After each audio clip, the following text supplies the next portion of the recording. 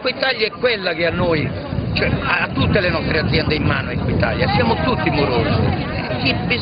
Basta a guardare, a spulciare, siamo tutti morosi con Equitalia, dove sono strozzini. Applicano degli interessi, qui ci sono aziende che sono andate, gli hanno portati via capitali da 200-300 mila euro magari per un debito con Equitalia da 2-3 mila euro e non ti hanno dato la possibilità di pagare. Voi cosa chiedete?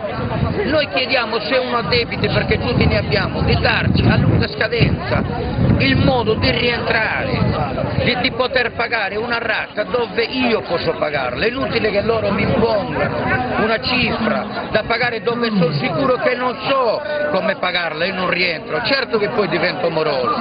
Noi vogliamo pagare, darci il tempo, 30-40 anni, però lasciarci le nostre aziende a noi. Se non riusciamo a pagarle noi saranno i nostri figli, perché tutti teniamo a difendere il nostro lavoro e sacrificio che abbiamo fatto per tante generazioni.